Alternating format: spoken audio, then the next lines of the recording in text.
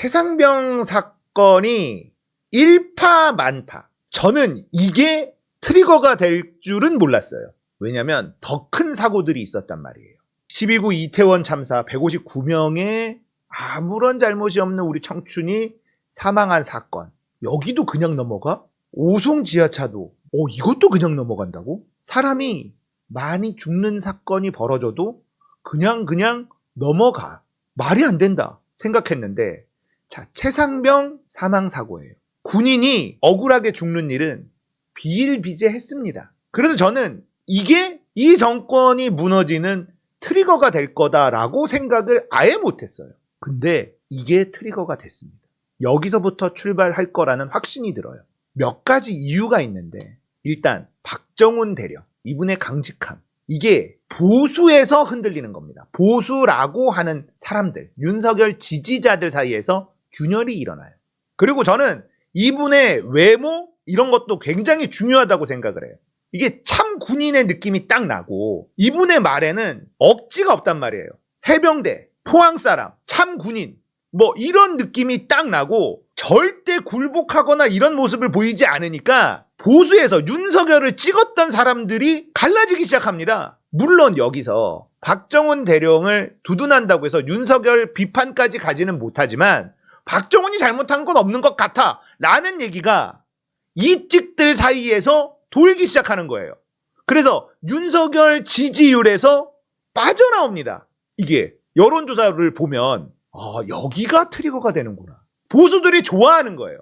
2번을 찍은 영감님들, 노인층이 박정훈을 좋아하는 거야. 그러면서 균열이 생기기 시작하네? 나는 진짜 이 찍들의 뇌 구조를 이해하기가 참 어렵긴 한데, 159명이 그렇게 억울하게 죽어도 뭔 윤석열이 잘못이냐 이러던 사람들이 이 사람의 모습을 보고 저 사람은 거짓말할 사람 아닌 것 같아 이렇게 나오는 거예요. 나는 이게 잘 납득이 안 되지만, 아무튼 그렇게 2번을 윤석열을 지지하는 사람들 중에 이 박정훈 대령의 모습을 보고 균열이 생기고 있다. 여러분들, 탄핵은요, 박근혜 탄핵은 민주당이 한 게 아닙니다. 문재인이 한 게 아닙니다. 국민의힘이 한 거예요. 결국은 보수가 균열을 일으켜야지만 대통령 탄핵이 가능한데요. 여기가 그 포인트라는 겁니다. 자, 이 내용을 좀 보면 굉장히 재밌어요. 왜 이게 재밌냐? 구속영장을 들여다봤더니만 온갖 불법이 다 들어가 있더라. 박정훈이라는 강직한 군인을 억지로 구속을 시키려고 하다 보니까 구속영장에다가 오만 것들을 다 적었어. 구속영장이 엄청 많습니다. 많은 사람들이 이렇게 긴 구속영장을 본 적이 없다. 이럴 정도로 구속영장이 엄청나게 방대한 양을 적어놨는데, 어거지로 구속을 시키려다 보니까 이것 갖다 끓이고 저것 갖다 끌어대고 하다 보니까 불법을 시인한 내용들이 여기에 잔뜩 들어가 있더라. 내용을 좀 보면 재밌습니다, 이거. 자, 군 검찰이 박정훈 수사단장의 구속영장 청구 이거를 들여다 보니까 해병대 부사령관이 국방부 장관으로부터 혐의자를 특정하지 말라는 지시를 받아왔다. 이런 해병대 사령관의 진술이 포함됐다. 국방부 장관은 안 했다고 했는데 그 내용이 구속영장 청구서 안에 들어가 있어. 자, 문제가 막 생기고 갑자기 국방부 장관이 서명까지 하고 경찰이 이첩하는 단계만 남아있는 상태에서 갑자기 이첩하지 마 하면서 오더가 내려옵니다. 그리고 나서 언론 브리핑도 취소가 됩니다. 그리고 해병대 부사령관을 불러요. 국방부에 부릅니다. 우즈베키스탄 출장 직전 국방부 장관으로부터 이첩 보류 등 지시를 받고 해병대 사령부로 복귀했다고 기술돼 있어요. 이 내용은 전부 다 구속영장 청구서 안에 들어가 있는 내용입니다. 정종범 해병대 부사령관. 자, 해병대 사령부 회의실에서 다시 만납니다. 일단은 이 부사령관이 국방부에 가서 이런저런 장관의 지시를 다 받아. 그리고 해병대 사령부 회의실로 갑니다. 여기에는 해병대 사령관, 해병대 사령부 참모장, 공보정훈 실장, 비서실장, 정책실장, 박 전 단장 등이 참석을 해요. 그리고 회의를 합니다. 그리고 국방부 장관의 지시사항을 전달합니다. 영장 청구서 7쪽에 부사령관이 장관님 지시사항 이러면서 무슨 얘기를 했냐? 수사자료는 법무관리관실에서 최종 정리를 해야 하는데 혐의자를 특정하지 않고 경찰에 필요한 자료만 주면 된다. 수사 결과는 경찰에서 최종 언론 설명 등을 하여야 한다.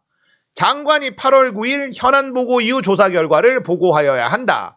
유가족들이 오해하지 않도록 해야 한다. 이렇게 설명을 한 거예요. 부사령관이요. 이런 설명을 부사령관한테 들었다고 김계환 해병대 사령관의 진술, 이게 기술돼 있어요.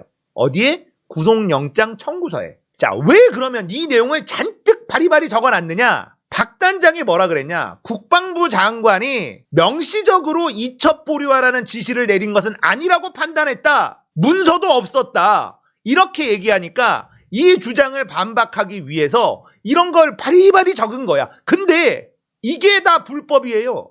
이게 다 불법입니다. 왜냐? 법을 만들어 놨거든. 군대 내에서 사망 사건이 일어났다. 범죄 사실을 인지하는 순간 바로 딱 이첩하기로. 박주민 의원의 그 질의 들었었죠. 신속하게 딱. 근데 이런저런 지시를 했다? 이게 불법이에요. 지시를 하면 안 돼. 지시를 했잖아? 불법이야.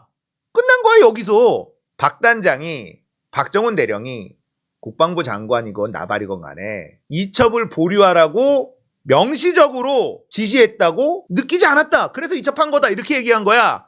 근데 제목이 뭐야? 항명이잖아. 장관은 지시를 했고 박 대령은 어겼고 그게 항명이야. 이렇게 몰고 가는데 항명일 수가 없는 게 지시를 하는 것 자체가 불법인데 어떻게 항명이 돼? 안 되지. 이걸 맞추려고 하다 보니까 박 대령의 말에 반박을 하려다 보니까 온갖 불법 행위들이 구속영장 청구서에 다 들어가 버린 겁니다. 자, 다만 부사령관이 국방부 장관으로부터 혐의자를 특정하지 않고라는 지시를 받고 이를 해병대 사령부에 열린 회의 참석자에게 전달했다는 김 사령관의 진술은 이종섭 장관의 그간의 말과 배치된다는 겁니다. 이종섭은요, 혐의자를 포함시키지 않고 보내야 한다는 이야기는 한 적이 없다. 여러분, 닉슨의 워터게이트 도청부터 출발한 사건이지만 결론은 거짓말 때문에 무너졌습니다. 이 정권은 거짓말을 너무 많이 했습니다. 진짜로 거짓말을 너무 많이 했어. 국방부 장관도 거짓말을 지금 밥 먹듯이 하고 있습니다. 유재은 국방부 법무관리관과 통화를 스피커폰으로 이용해서 다른 사람들과 함께 들었다는 박 전 단장의 주장도 사실로 확인됐어요. 영장 청구서 23쪽에 피의자로부터 법무관리관과 8월 1일 대화를 함께 청취한 공란과 공란은 여기 사람 이름이 들어가야죠. 법무관리관이 특정 혐의자를 제외하라는 것이 아니라 혐의 사실과 혐의 내용을 빼고 조사 기록만 넘기라고 이야기하고 있다고 진술하고 있는 바 이렇게 적혀 있어요. 그건 뭐냐? 스피커폰으로 같이 들었다라는 얘기를 확인시켜주는 내용이 이 구속영장 청구서에 들어가 있다는 겁니다. 결국은 사단장을 빼라라고 이야기한 게 아니라 혐의 사실과 혐의 내용을 빼라고만 이야기했다. 이걸 주장하고 싶은데 그걸 주장하려다 보니 같이 들었다라는 것도 사실로 확인이 된 겁니다. 영장 청구서에서 법무관리관이 피의자에게 특정 혐의자를 제외하라고 말했다는 내용은 다른 사람의 진술을 통해서도 확인할 수 없는 일방적인 주장에 해당한다. 요거를 말하고 싶어서 같이 들었다라는 것도 확인시켜 준 겁니다. 그러니까 혐의 사실, 혐의 내용을 다 빼라고 말했다는 것은 위법하거나 부당한 내용에 해당하지 않는다. 이게 군 검찰의 논리라는 거죠. 자, 박 단장의 법률 대리인 김정민 변호사는요. 군 검사는 혐의 사실, 혐의 내용 다 빼라고 하는 지시가 적법한 수사 지휘에 해당한다는 전제 하에서 피의자를 입건하고 구속영장까지 청구했음을 알 수 있다. 이는 매우 심각한 법리의 오해다. 지시하는 것 자체가 불법이라니까? 지시하면 안 돼. 수사에 개입한 거야. 그러니까 넌 불법. 혐의 사실을 특정하지 말라는 지시는 결국 범죄를 입건하지 말라는 뜻이고 이는 명백하고도 직접적이면서도 노골적인 수사 방해, 수사 개입에 해당하는 것이다. 무리하게 박정훈 대령을 구속시키려고 하다 보니 구속영장 청구서가 말이 길었어. 그게 막 길 수밖에 없는 게 정당하지 못했기 때문이죠. 그러니까 이것저것 막 적어놨는데 적다 보니까 국방부가 장관이 그 윗선이 했었던 불법적인 행동들이 고스란히 이 구속영장 청구서에 다 들어가 있더라. 이게 이 기사의 핵심인 겁니다. 자, 그리고 임성근 이 사단장 있잖아요. 이 사단장의 결국 행적도 다 드러나고 있는데 숙소까지 찾아와서 질책을 했다? 대대장들의 대화방인데요. 오늘 예천에 대통령 오셨네. 문경에서 예천을 상용 차량으로 인원 이송이 가능한가? 세상에 출발하니 문경 예천을 우리가 이동하라는데 1시간 거리인데 문경에 있는데 예천으로 가라 뭐 이런 얘기가 나왔던 겁니다. 사단장님 숙소에 오셔서 여단 주임원사에게 왜 이렇게 현장에 늦게 도착하냐고 느릿느릿 작업하냐고 잠도 못 잔 친구들인데 그러니까 C 대대장이 1303 신고할까? 이 사단장이 얼마나 진상을 부렸으면 이런 얘기를 하고 있는 거냔 말이죠. 결국은 사단장이 오바를 해서 최상병이 죽은 거다. 이 증거들이 나오고 있는 겁니다. 오늘 문경시에서 해병대 1사단으로 항의했습니다. 문경에 있으면서 왜 외천을 도와주냐고. B 대대장이 목적지가 어딘지 아십니까? 간실교가 어디냐? 어디로 가는지도 몰라요. 이 시간이 최상병이 사망하기 몇 시간 전입니다. 결국은 사단장이 오바를 해가지고 사람들 막 끌고 다니면서 해병대 홍보해야 된다. 대통령한테 잘 보여야 된다. 이러다가 사고가 났다라는 증거가 여기 나오잖아요. 이런데도 사단장을 풀어주겠다. 이 오바를 하다가 이 정권이 무너지는 트리거가 됐다라고 생각을 합니다. 여기에는 박정훈 대령이라는 아주 강직한 참 군인이 있기도 하지만 핵심이 누구냐면 저는 이분이라고 생각합니다. 김계환 해병대 사령관. 이분. 탁현민이 김어준의 뉴스공장에 나와가지고 인터뷰를 좀 했는데 뭐라 그랬냐. 김계환 사령관은 내가 만나본 군인 중에 훌륭한 군인 중에 한 명이다. 문재인 정부 마지막 국군의 날 행사는 항상 육군 중심이었는데 창군 이래 최초로 해병대가 행사를 했어요. 여러분들 기억나시죠? 막 상륙작전 같은 거 바다에서 쫙 올라오고 진짜 장관이었던 와 그때 진짜 막 닭살이 쫙 돋았었거든. 진짜 멋있는 그 국군의 날 행사 기억나실 겁니다. 근데 그게 해병대가 주축으로 진행하는 처음 있는 국군의 날 행사라는 거예요. 독도함에서 딱 지금도 생각하면 닭살 돋아. 와 진짜 그 최고의 국군의 날 행사를 하는데 해병대가 창군 이래 처음 한 거라는 거예요. 군 장성들 반대도 많았고 여러 어려움도 많았다고 합니다. 왜냐? 대한민국은 육군 파워가 제일 세거든요. 해병대는 해군에서 소속돼 있는, 그러니까 해병대에서 제일 높은 게 사령관이에요. 해병대가 자부심이 높고 이런 데지만 실제 군대 내에서 위상은 약해. 그러니까 해병대 중심으로 마지막 행사를 한다라고 하니 반대가 많았다는 거예요. 해병대는 아직 참모총장이 없어요. 그게 해병대 현재 위상입니다. 고비마다 김기환 사령관이 감동적으로 등장을 하더라.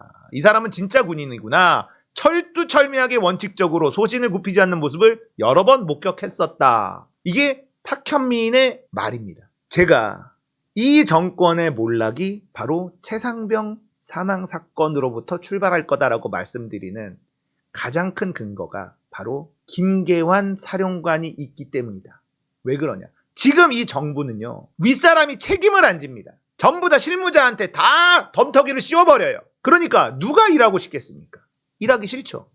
군대 내부에서도 마찬가지. 국방부 장관도 지금 다 밑에 애들한테만 책임지으려고 하고 있는 거 아닙니까? 장관이라는 인간이. 그런데 해병대에서는 해병대에서 가장 높은 사령관 김계환 사령관이 딱 버티고 있는 거예요. 김계환 사령관이 정권에 들러붙어서 자기 부하를 낼름 내주고 이걸 안 하고 있는 겁니다. 그러니까 해병대에서는 분위기가 완전히 바뀌고 있다는 거죠. 해병대는 지금 김기환 사령관이 버티고 있다. 책임을 내가 진다. 내 부하들을 억울한 일 당하게 할 수 없다. 지금 이렇게 버티고 있는 분이 계시기 때문에 이게 사건이 커질 수밖에 없는 거예요. 밑에서 움직이기 시작하죠. 우리한텐 사령관님이 계시다. 그러니까 저 사단장이 잘못했었던 1사단장이 잘못했던 것들이 막 나오고 있는 거예요. 이게 리더입니다. 자, 만약에 김기환 사령관이 정권에 쫄아서 붙어가지고 박정훈 대령 낼름 갖다 바치고 이랬어 봐요. 그러면 그 밑에서는 다 아무 소리 못하고 있었겠죠. 그 1사단장이 무슨 잘못했는지 이런 정보가 나올 수 있었을까요? 안 나왔을 겁니다. 그런데 김기환 사령관은 버티고 있는 중이란 말이에요. 박정훈 대령을 지키기 위해서 버티고 있습니다. 그러니까 대대장급들 움직이기 시작하죠. 저런 아까 보였던 단톡방 내용들이 언론에 공개가 되는 겁니다. 새어 나온다는 거죠. 이분이 만약에 버티지 않았으면요, 이런 일이 없었을 거예요. 이게 리더의 힘입니다. 정말 이태원 서울 시내 한복판에서 159명의 아무런 죄 없는 청춘이 너무나 억울하게 죽음을 맞이했어도 장관 한 명 책임지지 않는 게 대한민국이란 말이에요. 윤석열 정권이란 말이에요. 지하차도에서 너무나 어이없는 참변을 당해도 누구 하나 책임지지 않는 게 이 정권이란 말입니다. 해병대 일반 사병이 너무나 억울한 죽음을 맞았는데 이것도 책임지지 않으려고 하고 있었고, 하지만 이건 사단장까지 책임을 져야 된다라고 주장했었던 수사단장을 항명으로 어떻게든 감옥에 집어넣고 구속시키려고 했던 게 이 정권입니다. 근데 해병대 사령관인 김기한 사령관이 버텨줬어요. 이 무서운 정권에 이 사령관님이 버텨주니까 밑에 애들이 움직일 수 있는 겁니다. 그래서 여기서부터 탄핵이 시작된다. 국방부 장관의 불법 지시, 거기다 국방부 장관의 거짓말, 줄줄줄줄이 전부 다 이거는 구속감이죠. 처벌감이죠. 자, 그럼 국방부 장관이 왜 갑자기 자기가 사인까지 다 했는데도 그런 수사 지시를 했을까? 누구의 뜻일까? VIP 경로했다라는 얘기도 나오지 않았습니까? 만약에 대통령이 딱 찍어가지고 이거 이렇게 하지 마라고 했으면 이건 탄핵감이에요. 직권남용입니다. 자, 윤석열은요, 어떻게 무너질 가능성이 높으냐면 박근혜에게 본인이 했었던 그 기준, 그거대로 처벌받을 겁니다. 안 걸리는 게 없어요. 제가 예상하지 못했던 최상병의 죽음으로 이 정권이 무너지게 됐다. 정말 사단장 하나 살리는 게 뭐 그리 대단한 거라고. 억울한 죽음이 있으면 사단장 잘못했으면 처벌받게 하면 되는데 이 정권은요, 내가 마음에 안 드는데 그걸 한다고? 권력에 너무 취해 있는 거예요. 양평고속도로도요, 이것도 탄핵감인데 걸렸잖아. 그러면 그냥 원한 대로 하고 죄송합니다. 원한 대로 할게요. 그리고 포기하면 되는데 아니 내가 대통령인데 이걸 왜 내 마음대로 못해? 이런 마인드예요. 선생님들이 지금 사망한 사건들이 막 일어나고 있잖아요. 선생님들이 거리로 다 뛰어나왔습니다. 어마어마하게 뛰어나왔어요. 20만 이상이 나왔습니다. 다 징계하겠다고 엄포를 놓더니 슬며시 뺐습니다. 무너지고 있다는 뜻이에요. 우리가 바위다라고 제가 말씀드렸죠. 선생님 한 명 한 명은 작은 돌멩인데요. 선생님이 뭉치니까 바위가 됐어요. 징계하겠다? 계란을 던져봐야 바위는 꿈쩍도 안 한다는 겁니다. 우리가 바위라는 걸 잊지 마세요. 우리가 뭉치면 바위가 됩니다. 저놈들이 계란이라는 거 잊지 마십시오. 이 정권의 몰락은 최상병 사건으로부터 출발하게 됐다.